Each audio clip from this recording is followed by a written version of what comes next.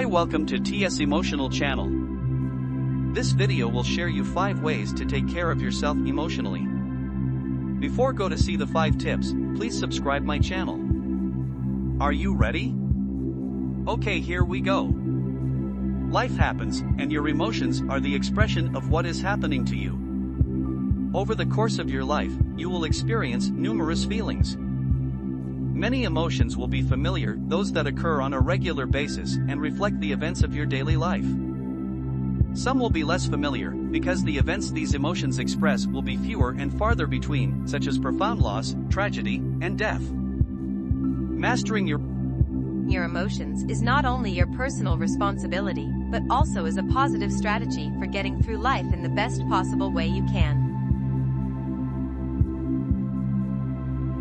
When you have a healthy attitude about your feelings and how to express them, you are better equipped to get through events well, rather than feeling each time strong emotion hits that you are overwhelmed and incapable of handling the situation. Your emotions should ideally help you understand what is happening. Your mastery of emotion may take time to develop, but once it is acquired, you will no longer feel lost in the emotion of the moment. Rather, you will be able to see your emotional response as a way to understand what is happening and to rise above your immediate feelings in order to act appropriately for that specific situation. All too often, people impulsively react to a situation without thinking too much about it. They will say that's just the way they feel, but frequently it's a habitual response. Rather than reacting with out-of-control emotion, which often leads to an escalation of emotional response, I often see this on Facebook with escalated emotional responses to provocative and controversial issues. Does no one any good, and does nothing to solve the problem. Wouldn't it be far better to gain an understanding of what your emotions are all about and how to use them to serve you best? These are some of the basic tools that can help you master your emotions. 1. Know your emotions. All of them. What are your past experiences with each emotion? Know what triggers each of them. Understand which events, and especially people, are associated with each. Do you understand why you respond emotionally the way you do? Are you satisfied that your emotional response is appropriate and reflects what you truly feel? Or, does your emotional response feel uncomfortable, for example, overreactive, or not reactive enough for the situation? Do you feel frustrated that you can't adequately express yourself? Knowing your emotions should help you judge how to behave when a situation arises. Each new event or interaction should not feel like the first time it's happening. Each successive time a specific emotion is expressed gives you another opportunity to observe yourself and respond in a way that feels right, or at least better, for you. Maintain healthy boundaries. How do you maintain your own emotional integrity? How do you keep others' emotions from invading your space?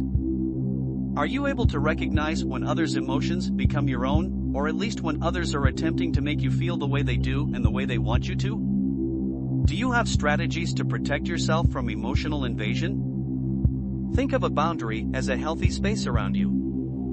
You decide how big this space needs to be for you to feel comfortable. It may be an actual space, measured as physical distance, or an imaginary psychological/emotional space.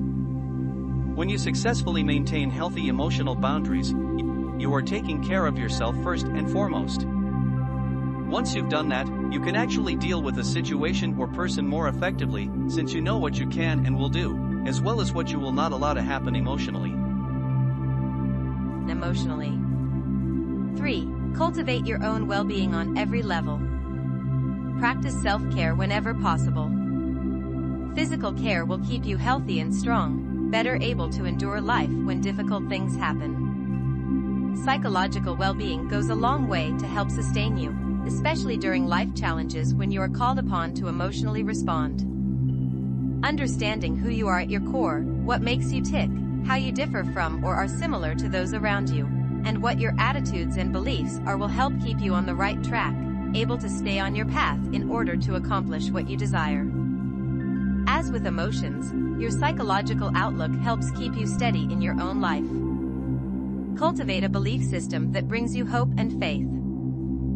Spiritual practice, this may be religious, but not necessarily, can help to sustain you on a daily basis, especially in trying and challenging times and with trying and challenging people.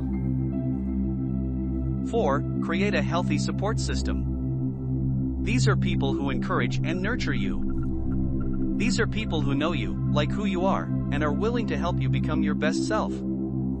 People with no ulterior motive or private agenda. These are people you can always turn to just to listen and or provide advice if needed. It should not be difficult to identify who in your life overwhelms you, weighs you down, worries you, makes you anxious, and or causes you to engage in situations and relationships that are not in your best interest and that deter you from pursuing what makes you happy and contented. Sometimes it's hard to grasp that a relationship or situation is engaging you in a negative way. But over time and with repetitive interactions, you should begin to see the bigger picture.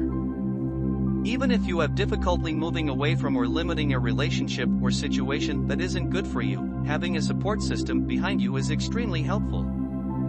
The goal is to eventually move toward more satisfying, productive, and caring relationships that support the kind of life you want to live. 5. Create an emotional or psychological toolbox.